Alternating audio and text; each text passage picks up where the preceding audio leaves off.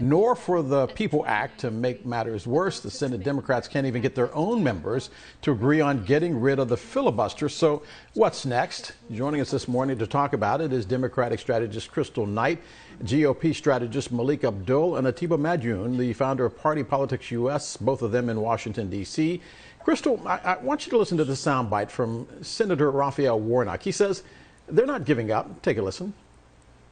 Sadly, it looks like the folks in the Republican caucus are so busy hiding that they don't even want the debate to happen. History's watching, and the future is waiting to see if we are who we say we are. Continue to fight for voting rights because it's too vital, too important to give up. So Kristal, doesn't this look like a relationship that has ended already in divorce? The furniture has been moved out of the house. The for sale sign went up. The house is sold. I mean, the last time I checked, Mitch McConnell saying he's not even going to let his caucus vote on anything that contains the word voting. So why are Democrats still saying we've got a chance to win them back? You know, that's a great question. I'm not sure why, Democrats who are in power right now won't just end the filibuster and push through this important legislation. Voting rights is something that's critical to the fabric of this country and to the fabric of our everyday lives and society. And to just let this bill fail will mean a lot of bad legislation that will be enacted through Republican state legislatures. And so I don't think that the Democrats, and even just President Biden, I don't think that we should continue to try and work across the aisle with people who told us we're not committed to working with you. We're actually committed to blocking every single piece of legislation that you have to make sure that Republicans stay in power. Atiba, the Chinese have a phrase, death by 1,000 cuts. Are Democrats dying by 1,000 cuts on this issue? Because they keep saying they want bipartisanship. They want to get it done using both sides of the political aisle. Mitch McConnell doesn't care what the Democrats think. He's already said what he's going to do. He said it when Barack Obama was president, and he also said the same thing when Donald Trump was president. And they said, you don't want to appoint a Supreme Court justice in the last months of a presidential term. It was down to weeks, and they pushed a nominee through. So why are Democrats still showing up outside the door with flowers? Democrats don't know how to walk and chew gum at the same time. It's that simple. They keep talking about things as if they're right about things, but they don't go about it in terms of fighting for those rights. And what we keep seeing is the Republicans punk the Democrats. And the Republicans, they have an agenda. Their agenda is to stall and to make sure that nothing that the Democrats do is passed. And I agree with Kristal. It's time to kill the filibuster. Some people call it the killabuster because it's stopping any type of progress. And what we just saw happen yesterday with this voting rights bill, it was an insult, it was an affront, it was basically a poking in the eye, particularly to African Americans. And I think about Congressman John Lewis and the hard work that he put forward and thousands of other people to make sure that we have the right to vote. And what we're seeing the Republicans do, they keep talking about that they're pro-American, but they're really not. They are really pro-failure. They're pro anything that's Republican because they know that as a Republican Party, they cannot get anything done. But I want to go back to this. The Democrats seem to be more afraid of what will happen in 2022 because of the history of what happens in midterms. It's as if they're like in a game in football where they're leading the game, but they want to do a prevent defense. And they have to they have to go on the offensive. They really have to go and do some things that are going to inspire us as voters to go back in 2022 to give them more votes in the House and in the Senate and forego what we think or what they think may happen from a historic standpoint in terms of losing seats. They can actually gain seats by doing the right thing. And part of that includes inspiring us and getting rid of the filibuster and going with a majority vote on these issues, because right now there are too many issues that are affecting us as Americans through the pandemic, through economics, through the mental states of what a lot of people have been going through this pandemic that the Democrats can actually fix if they get a backbone and they actually learn to walk and chew gum at the same time.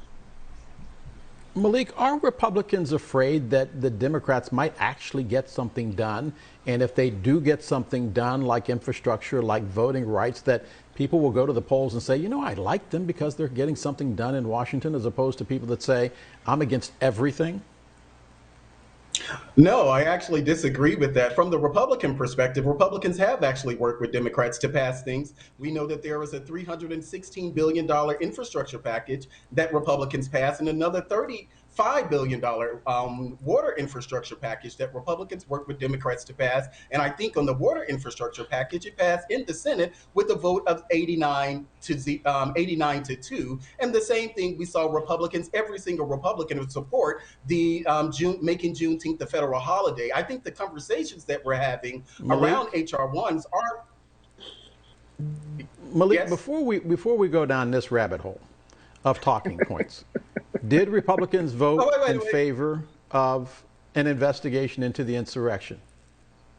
Okay, well, I think if you're going to have a Republican on the show, you should at least not interrupt me while I'm making my points. My point is what I was Point saying about taken. the bill that Point taken. the Republicans just passed.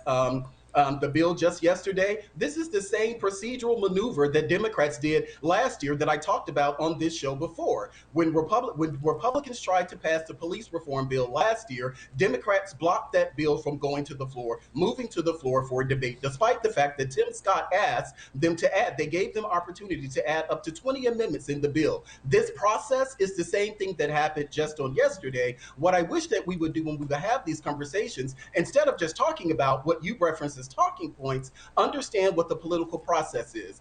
Democrats used the same political maneuver that Republicans used last year. Are we going to say the Democrats don't care about police reform because they blocked the bill from going forth last year? No, I won't take that cheap shot and say that, but this is how politics works. So the idea that Democrats can just go at it alone, or anything that Democrats propose and Republicans are against, then Republicans are somehow against Black people or racism. I think that we do our people a disservice in feeding them that misinformation and not talking enough about how the political process works. What we saw last night, yesterday with the HR1 is the very same thing that Democrats did last July when they blocked the police reform bill moving to the floor. It's the very same thing.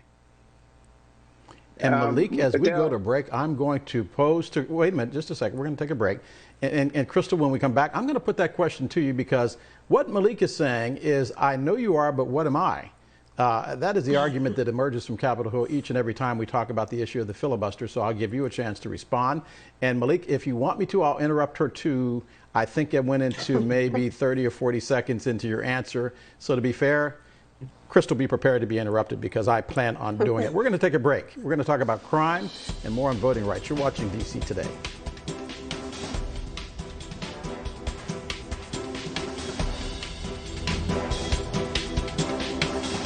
Closed captioning brought to you by Nutrisystem. Lose weight and get healthy with meals delivered to your door. Taking care of yourself is more important than ever.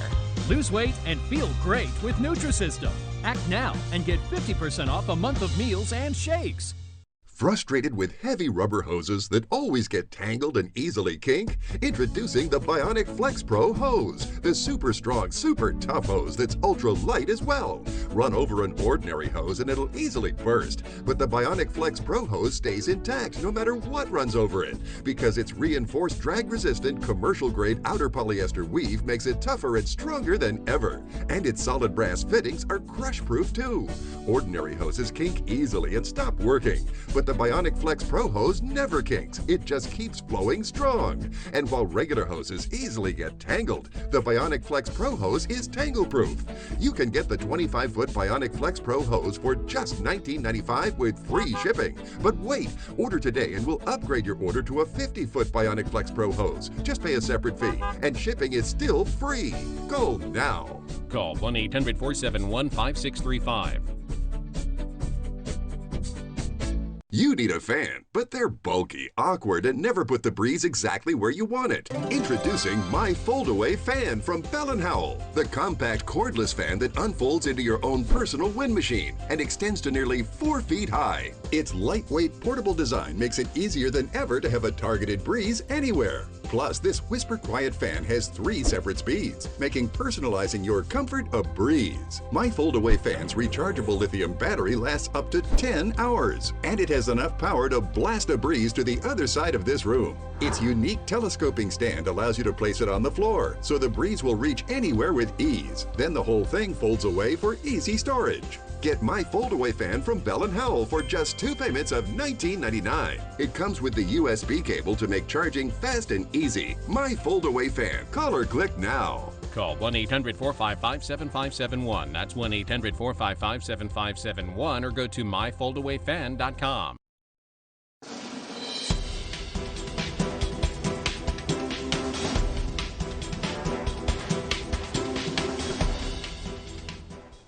The White House saying President Biden will present his plans to stem the rash of gun violence and crime sweeping the nation.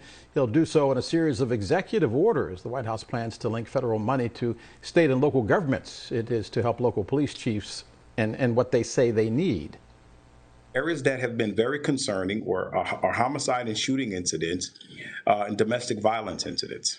What are the frustrations that are Americans feeling? How are we dealing with mental health?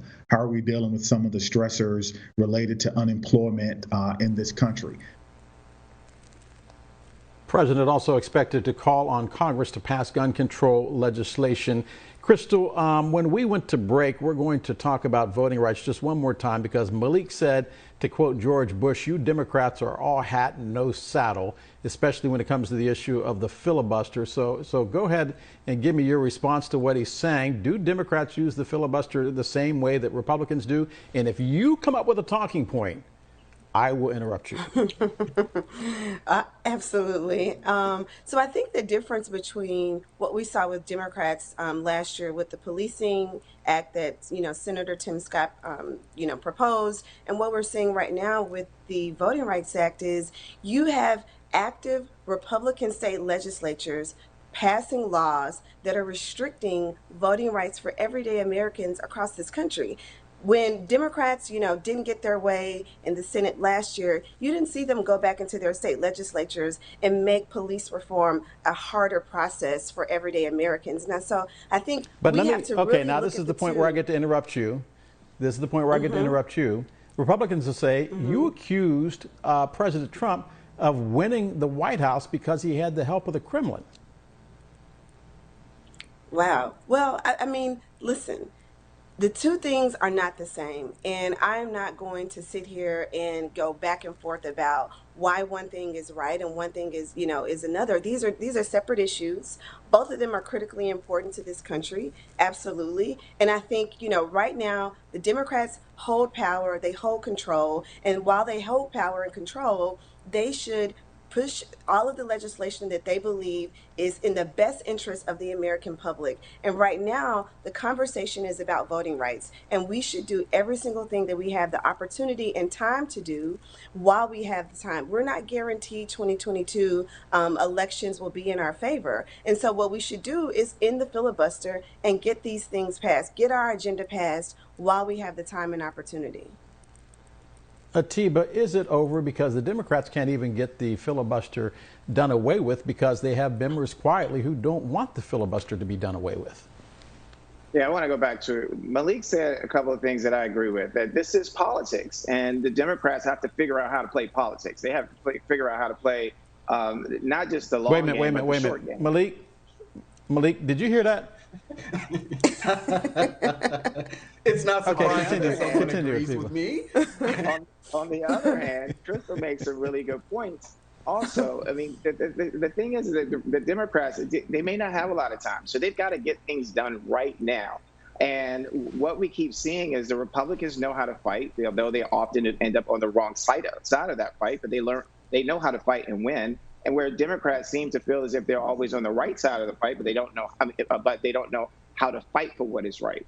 And so, I disagree, though, with what Melik said in terms of the bipartisanship that the Republicans have done. It's basically like the Republicans will throw a bone at the Democrats and say, well, we did this. And while Juneteenth is now a holiday, there are a lot of African Americans that say, we didn't really ask for that. What we did ask for is police reform. And the police reform bill last year that the Democrats sat out and didn't support is still about a real big point, and that's qualified immunity. How are you going to pass police reform and not have a qualified immunity piece that's in there that does not continue to absolve police officers and their departments of the responsibility for all the killings that they continue to commit? And I'm saying it's commit, and because we continue to see mostly on the news the stories of how police officers are killing African-American men and women and children. Hey, Melik, let me ask you this.